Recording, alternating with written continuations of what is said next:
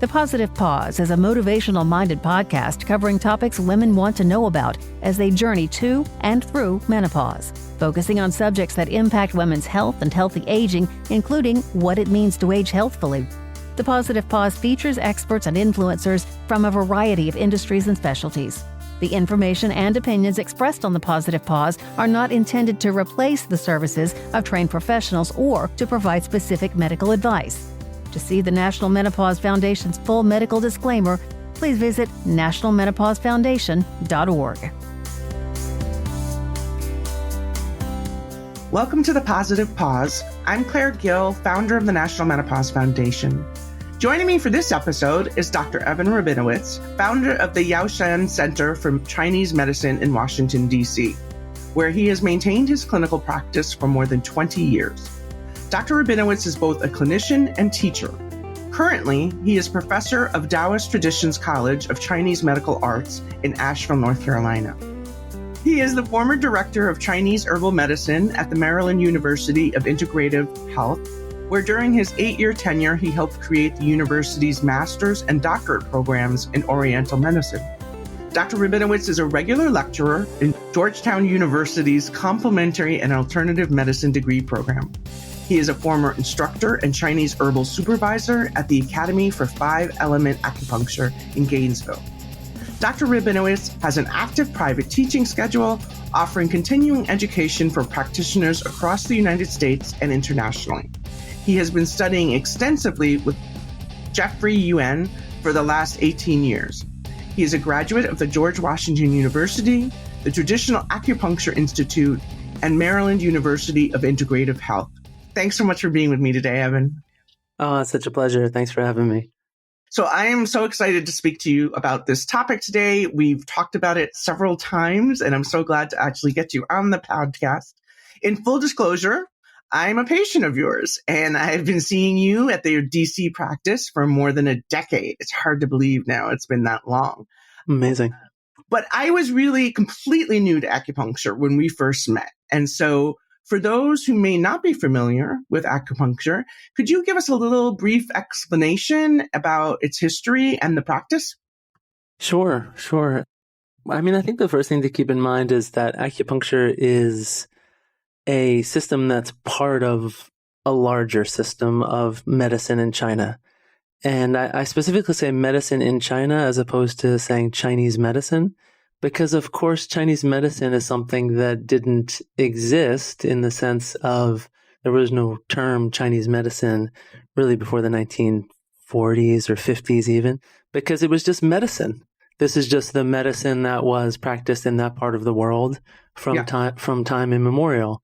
And acupuncture is really just one of the various components or techniques in that system, in that world. To me, what's fascinating about it is in part the fact that it's, of course, very intuitive and universal around the world that human beings use plants and herbs and food and movement to heal themselves and heal their communities. That's just everyone everywhere has done that. But this idea of taking sharp objects and sticking them into specific points to make people feel better is not unique to that part of the world, but certainly the level of development that happened there is really unique and fascinating. I say not unique because there's evidence of even certain like frozen Neolithic people where you see markings of acupuncture points and they had needles with them and so forth.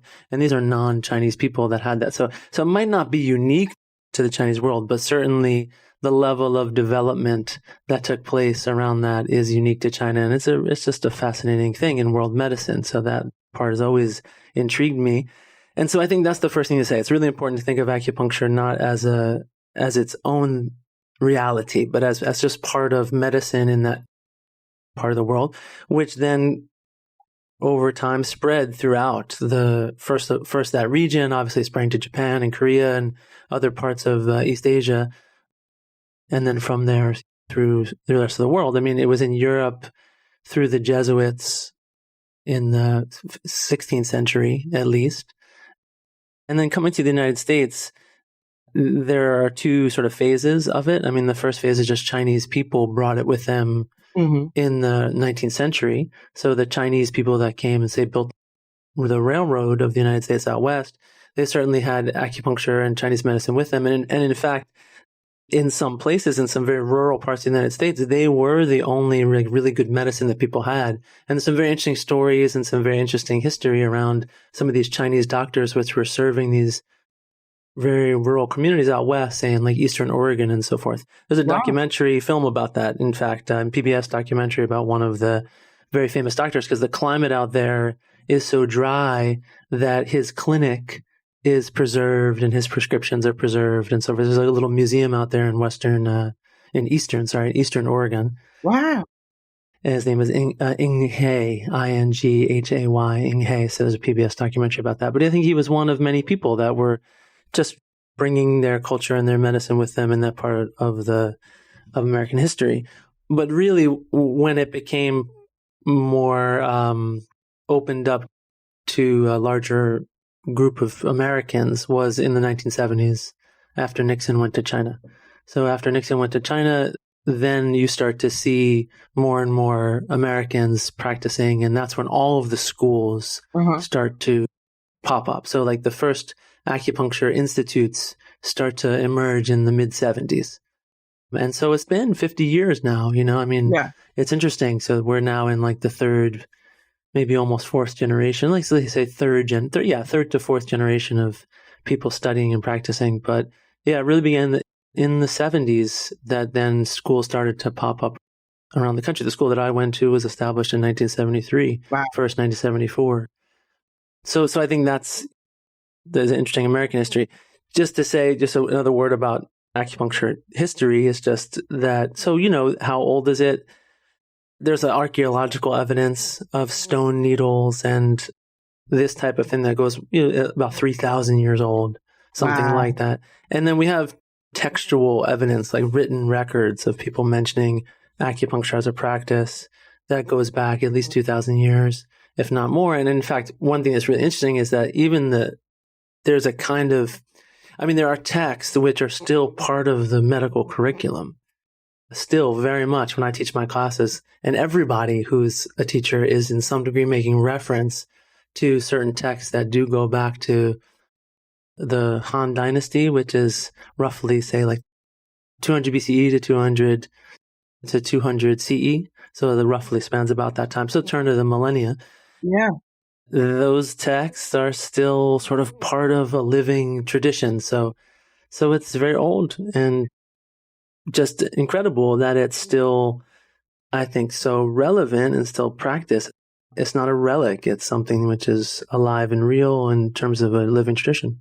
Well, when you think about kind of given that history of how long it's been around, and that even if we're talking about ancient civilizations, but even sort of that beginning of humanity understanding it, it's incredible that they were able to figure that out. Like, I kind of felt in so many ways that it was such a sophisticated type of understanding of how the energy in the body works and how you can tap into that. So it's really amazing that from the earliest times, they had already figured that out and were using that as a way to treat. Amazing. It's amazing. And I think it is part of a larger worldview. It's a medical application of a larger worldview. You think about how people were able to track movements of the stars, say, for example. Right. And like how many generations that took. The Chinese were aware, for example, that the pole star had shifted, which requires a level of continuity of knowledge and of observation for many, many, many generations to be able to understand that the stars are moving in a particular way, that the pole star actually had shifted, say, 15,000 years ago, or I don't know, 30,000, maybe the day, whatever it was. Yeah. So I do think that there's a level of observation of nature and a level of observation of just the movements of the cosmos, the movements of the stars, movements of the sun, movements of the moon, which was extremely precise and sophisticated, as you say. And I think that it's really in that light that it's a medical application of that. It's that same level of observation being used to observe the human body and how people get ill and how people stay healthy. And I do think it's all kind of part of one worldview in a certain sense. And I think that medicine in particular, I mean, this is a case still, right? I mean, medicine is very much an application of the science of the day. You know what I mean? So medicine is it's an applied science, but it's also an applied philosophy. What people think about the world, what do you think about life? What do you think about death? What is real? What is what is a body? Right. What is health? All of those are deeply philosophical conceptions and ideas. They get applied very directly in medicine. And that's the case in current, biomedicine or current medicine, and in every medicine, it's like that. So it's an application of a worldview. And so in that sense, this, acupuncture, Chinese medicine, it's an application of this worldview of paying very close attention to nature, paying very close attention to that balance in nature and the balance between human beings and nature, and the relationships.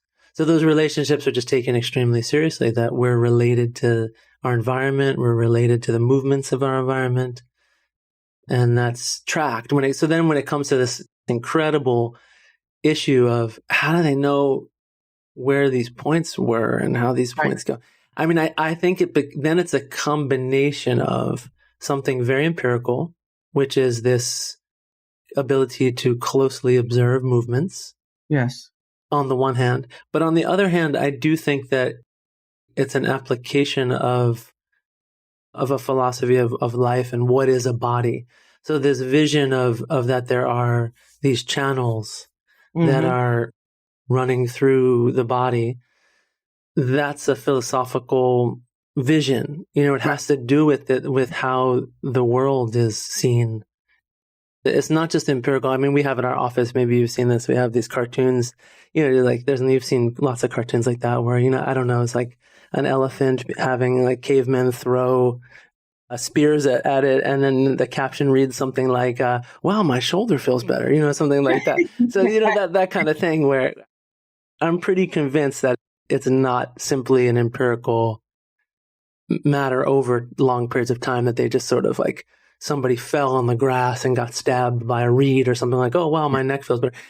I don't think it's like that. I think there's some degree of empiricism. There's some degree of paying very close attention to what happens when you stick a needle in a particular place. And I mean, I still do that. We all still do that. Everybody, we're all paying attention and trying to refine the skill of where to place the needles and so forth. But I do think that it's also very much about a vision of how the world is. And that when we look at the world, we see that there's a constant diffusion of energy. All energy is moving from high pressure to low pressure. Water is moving in a particular way. The air moves in a particular way. How, winds move. And there's always this constant movement of things moving from high pressure to low pressure. And I think it just we're just looking at the body and saying, okay, well, how are things moving? It's not just fluid. It's not just blood, but there's also other movements that are happening, and how do we track those? So I think it's this combination of worldview and empiricism or philosophy, and then paying very close attention to what we see. Yeah, it really is fascinating to me. And one of the early things that you had shared with me when we were talking about, again, how the practice works, how it can be used to treat symptoms, right? That's what, obviously, when we go to a doctor for any reason or any kind of healthcare professional, it's generally because we're looking to sort of deal with whatever symptom that we're experiencing. And you had shared about the fact that, in Chinese medicine, or maybe in that philosophy, as you said, the body is an ecosystem. And I love that. And I have used that so many times to sort of explain to people why this type of practice is useful in addition to what we understand in Western medicine, right? But the fact that the body is an ecosystem and you need to observe and understand and treat what's happening in the ecosystem Right. versus the body is a machine. This piece is broken. I'm going to fix that piece. And I think that's so important because, and so relevant today. I know many of our listeners are women who are experiencing these menopausal symptoms, but across healthcare, we see this idea of holistic look at what's happening to us versus that you have this symptom. It's just that symptom and not looking at, oh, there's so many other things going on. So can you talk a little bit about that? That's very much where you were going with the, sure. Yeah, I mean, exactly. I think that's, again, a very direct application of this worldview, and that the worldview is that there's this relationship, this mirroring relationship in a way, between the macrocosm, the world out there, and the microcosm, that human beings are a microcosm, that human beings are a little world, right? And that the world is a big person in a way. I mean, this is something, again, which is I think in many, many cultures. I mean, even the word world is a combination of were and old, were being like werewolf, were means man. Wow. So the etymology of the actual word world is old man. The world is an old man. Wow. And that's not just Chinese. I mean, I think that's in many traditional cultures, this idea of that there's this relationship, this microcosmic relationship. But in Chinese medicine, this is like extremely explicit. It is foundational that the world and human beings reflect each other. So if that's your starting point, that we're a little world, human beings are a little world, then of course it's a living ecosystem with lots of different ecosystems, right? Mm-hmm. I mean, our skin is one sort of terrain. Our gut is another kind of terrain, right? There's forests and there's deserts and there's jungle and there's all these different terrains depending on what aspect of the body. And so that I think is really important because it becomes a question of, how do you treat a forest? How do you treat a jungle? How do you treat a desert? I mean, sometimes a forest is sick because there's a blight and there's a particular fungal agent that's killing the poplar trees or whatever it is. Of course, that happens. But other times, the system is sick and it's not so simple to just find one single agent that is some toxin in the environment that's making the forest ill. That's not, and even if you could, in fact, even if you could do that, even if there is one thing, that still might not be the way to treat it because of the nature of a forest. Right. So because of the nature of the forest, even if there is a single thing that's the agent that's causing the disease, it still may need to be treated by nourishing the forest in a complex way and trying to balance the ecosystem so that the forest itself can have healthy elements of its own self come and grow and thrive in such a way that it minimizes the elements in the forest which are sick. Sometimes health is about encouraging a healthy part of the forest and then have the natural diminishment of an unhealthy part of the forest, as opposed to just, throwing, say, Roundup or some kind of pesticide on that part of the forest. That's not going to work. Right. So I think this idea, there's something very, very practical in that vision, because there are many situations where what's required is some kind of complex balancing of an ecosystem. And like I said, there's different ecosystems within the human body, depending on whether it's the gut or the skin or whatever it is, sinuses, there's all different environments. Yeah. And I think the other thing is to say about that is that it's not only a question of that we're a little world, human beings are a little world with their own ecosystems that need to be balanced. There's also the relationship that's existing and that we're taking into account, paying very close attention to. And that is this idea that I've now spoken of a little bit to make it more explicit, is that there is a kind of, you might say, like doctrine of correspondences, or that there is a theory about resonance, which is taken very seriously. And that is that there's a certain relationship that's very specific between certain elements in the environment and certain elements in our body. And they're in a kind of resonant relationship. There's maybe, you've seen this phenomenon of sympathetic vibration where somebody takes a string instrument and they take, say, two guitars and they pluck a string on a guitar, and then they put another guitar close to it, and that other guitar without being touched starts to hum. Yeah. That idea, right? Yeah. So we're like that. There are things humming in the environment. There are things that are then humming in us. And that's happening all the time where we're having this kind of sympathetic vibration with our environment. So that's also mapped very clearly in Chinese medicine. In the same way that it's this like amazing thing that we know where like puts points, that's also something which is part of it, that we understand that there are certain seasonal energies, certain climate energies, certain changes that are taking place in the environment, which pluck our strings, as it were, or make certain strings in us vibrate. So there is also that aspect. So it's really both. It's on the one hand, we're looking at the ecosystem inside a person and trying to balance that. But then on the other hand, we're looking at this relationship between the person and the world and environment that they're in and trying to balance that. And so again, we're paying very close attention to climate, to weather patterns, to seasonal changes. I mean, getting very specific about menopause, for example, I mean, I know women who are, say, for example, having hot flashes are very keenly aware of that. Sometimes their environment is a big part of that, both internally and externally. Right. Internally, they have a certain inner state, a certain stress, a certain emotional state, and then they get a hot flash. Or they enter into a particular room, or it's this particular climate or this particular time of year, and everything gets worse. You know what I mean? So that's something which is happening all the time, and that's something we really pay very close attention to. That's a great example, as you said, and that you're right. I think we become much more attuned to that when there is a pattern, right? And that's not always so easy to identify. And I think what's, again, fascinating for me about the practice of acupuncture and what you do, and I've joked with you before, so I feel like I'm seeing a therapist and a doctor and, an herbalist and all of these things at the same time, because there was no one in my healthcare system who was tracking everything that was happening to me across the spectrum. And also I'll give a really brief example of this for people, but I think it really matters to have just some specifics.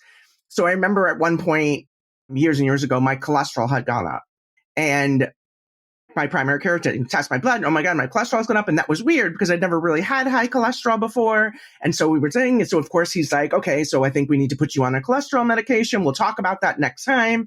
And then I come to see you, and you had gone, it was our regular session, and you would kind of pull things. And I mentioned that to you, and you're like, hold on a second. And you kind of went through your files or whatever. And you're like, oh, you haven't had your menstrual cycle. You haven't bled recently, right? I was probably perimenopausal, and I was starting to skip periods. And so you're like, that's interfering with your cholesterol levels. Right. Let's focus on that. Like, let's get you to have your regular cycle thing. Let's try to make that happen with, acupuncture as far as helping that natural process along. And that's what happened. And then my cholesterol went back to normal. Right. And that to me was this, I've had so many like, wows. From being in severe pain with some autoimmune condition to not being in pain after acupuncture. But then this very practical, that to me was an ecosystem thing. Right.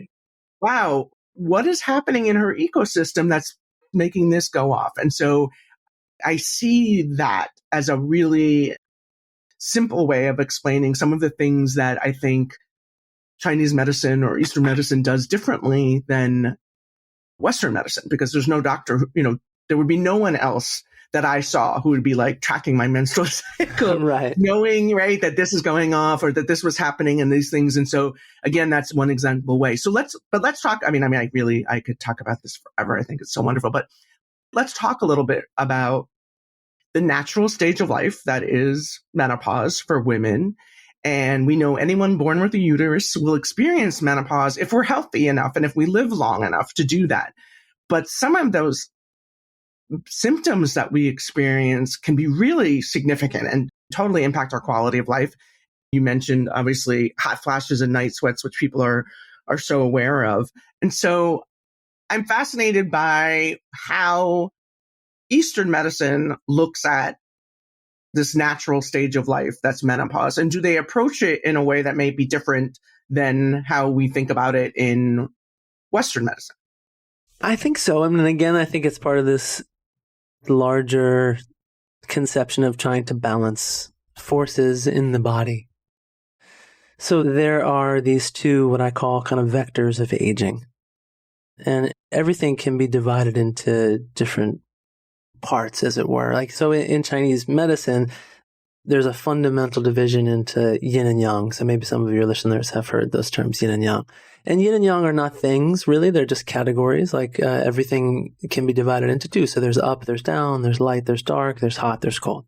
So when we apply this medically, we divide the body into more substantial, nourishing forces, if you will, and then more functional, active forces, if you will. And those things need to be in balance.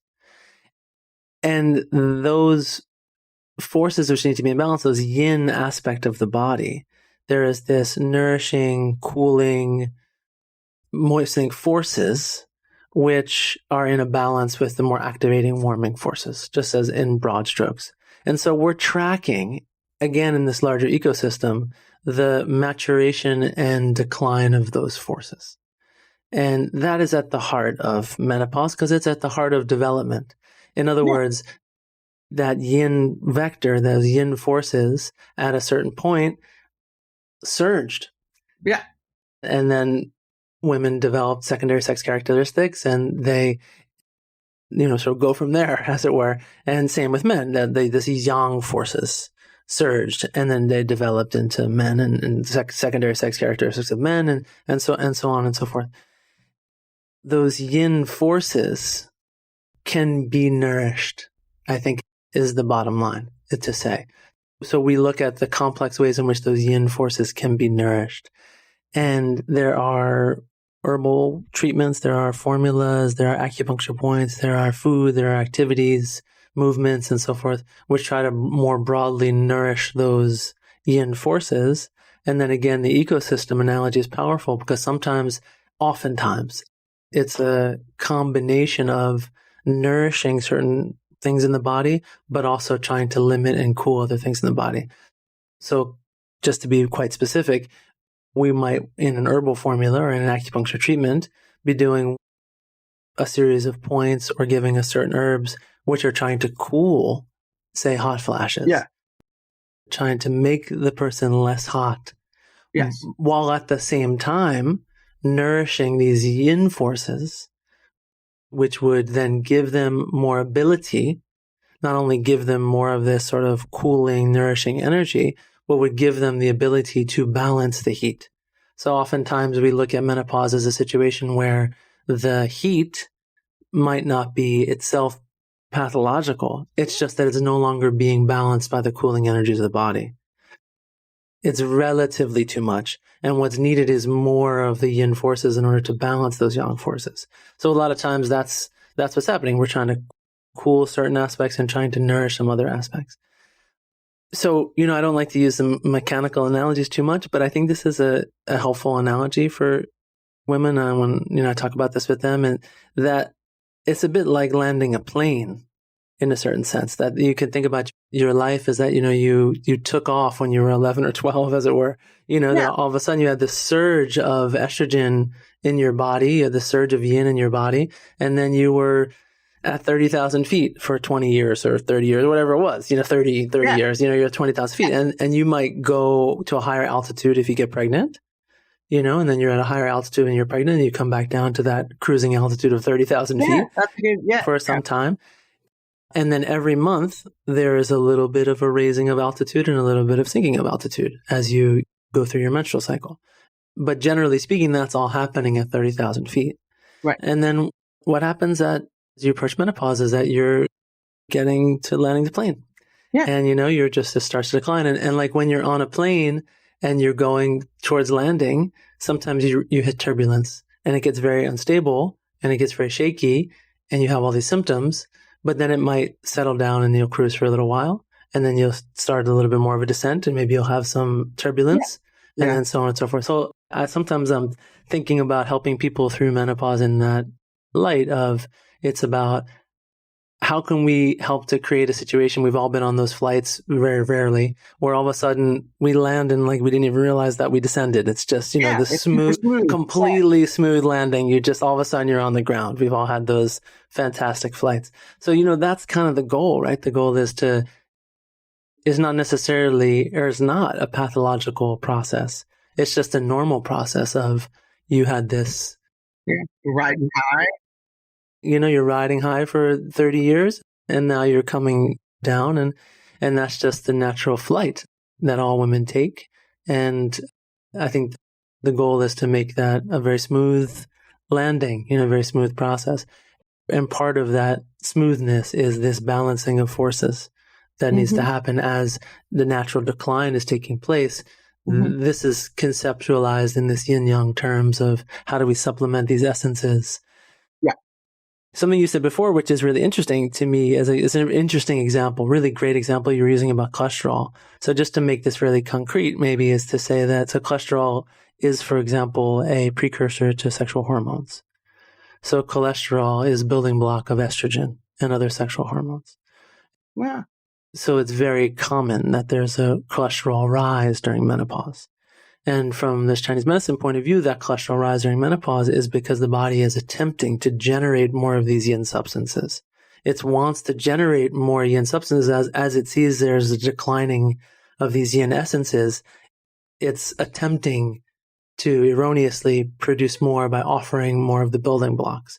And so cholesterol levels will rise during menopause because of that. So again, this is an example of this balance where what we try to do, you're using your example of your period and so forth. We try to find other ways to supplement and release certain energies in the system so that the body doesn't feel like it needs to generate those precursors. Yeah, really interesting. Really, really interesting. And again, just what I think we as people, but certainly as women, want to know more about is we don't really, and when we're talking about this everywhere, as we're talking through women's midlife health, women's health, as we're starting to put dollars into research around women's, is that we don't really know how our bodies work, right? And we're not taught about it.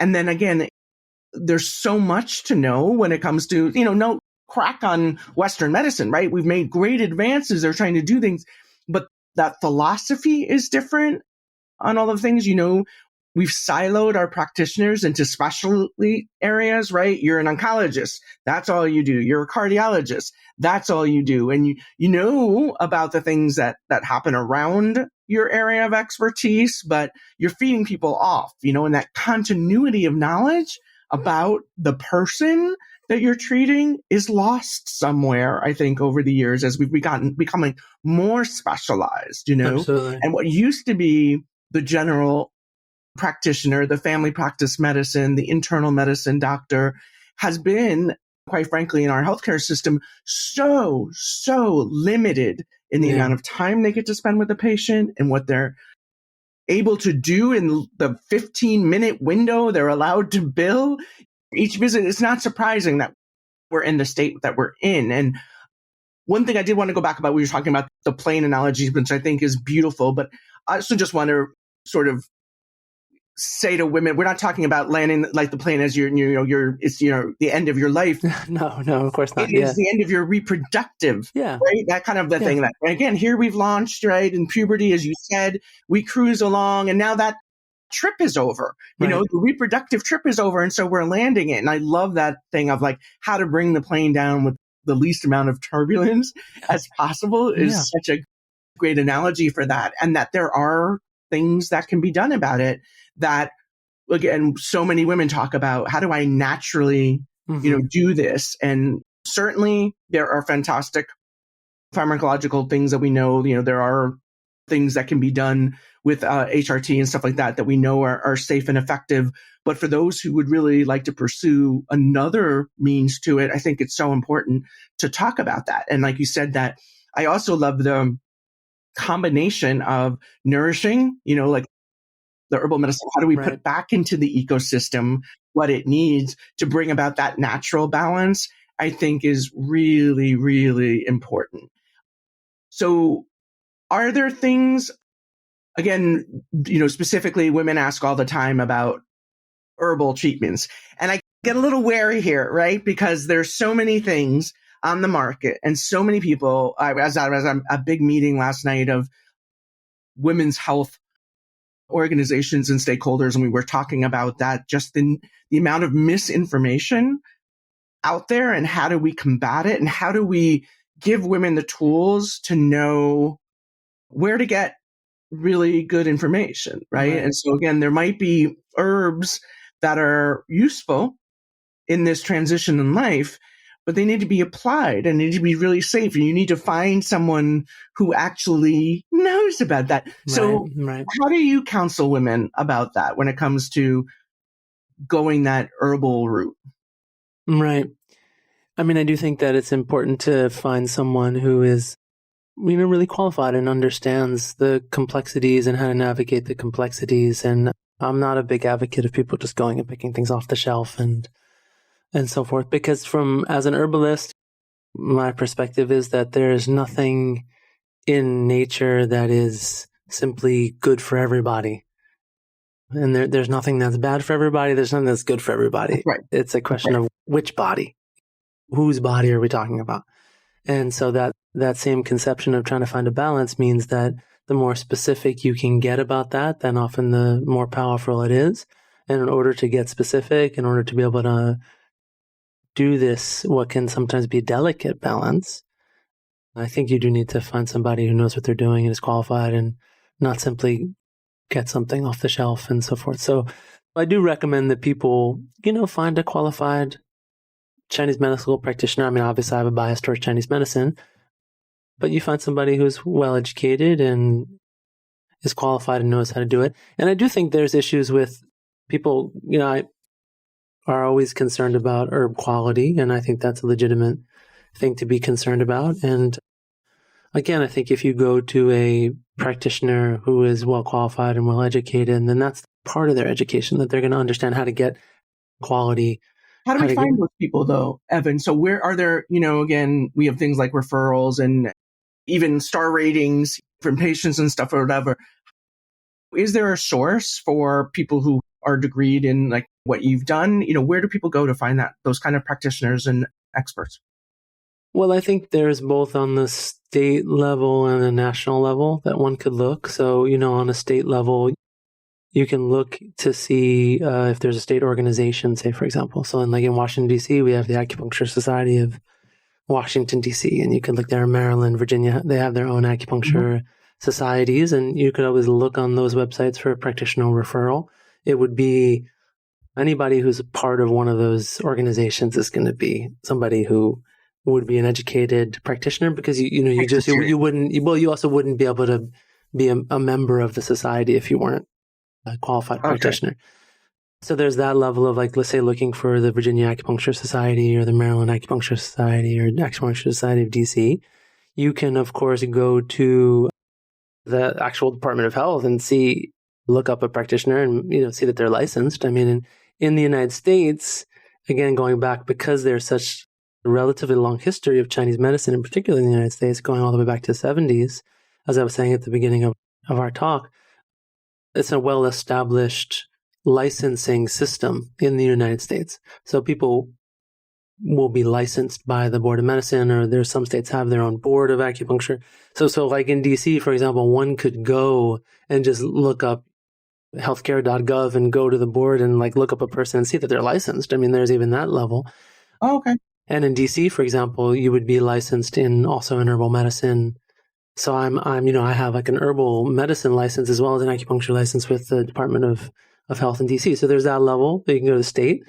You can go to an acupuncture society. And then you could also look to see if there's a school locally, and the school would have a referral system. Most schools have a list of referrals.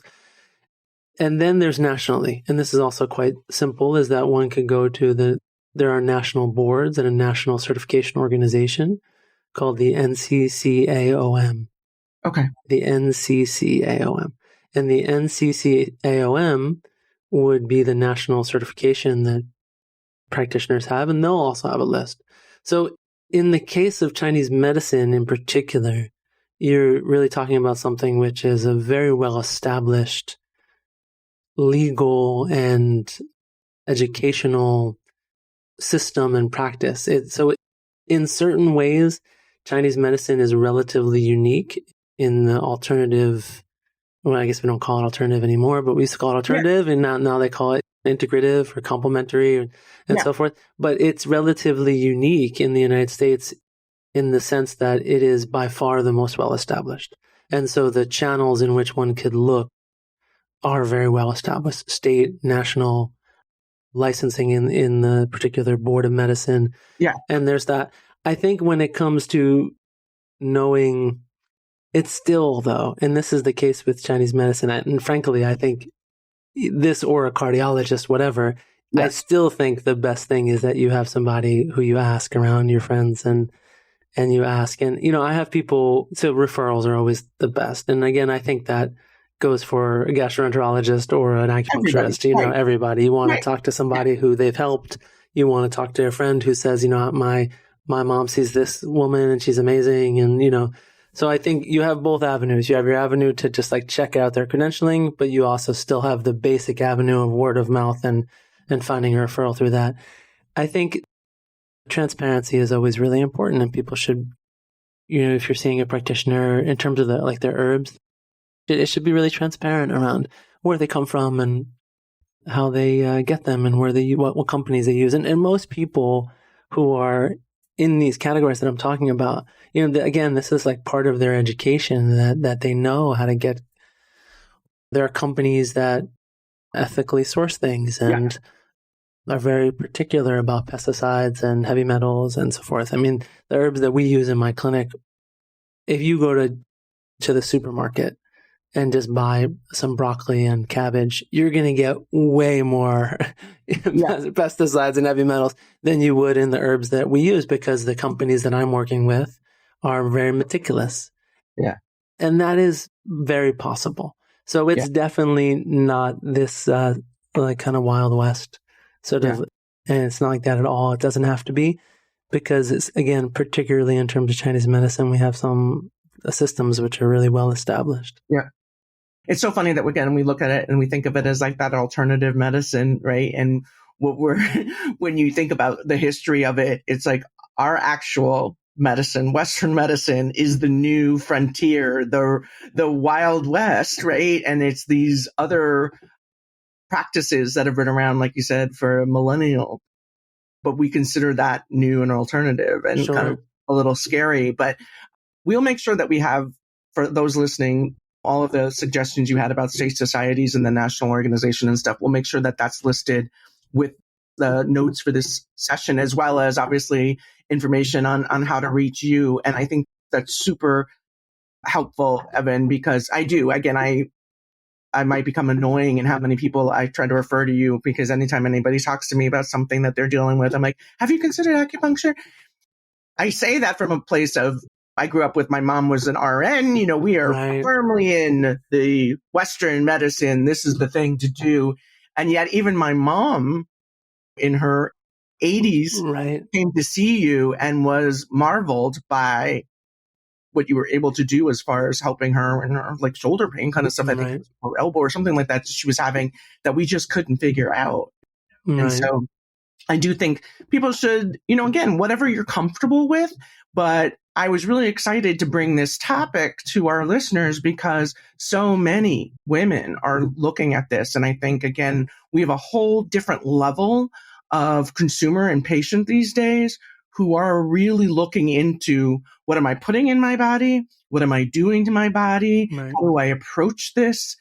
When I'm given advice from a clinical provider, getting that second opinion, talking to friends, figuring these things out. And so here's another aspect that women have at their disposal that we don't talk enough about, and that it's really important for people to figure out, how do they go about it? And so that's sort of my last question, even though, again, we could go on forever, was what advice do you have for midlife women who are considering some of those alternatives for menopausal symptoms? Where should they start? What should they think about?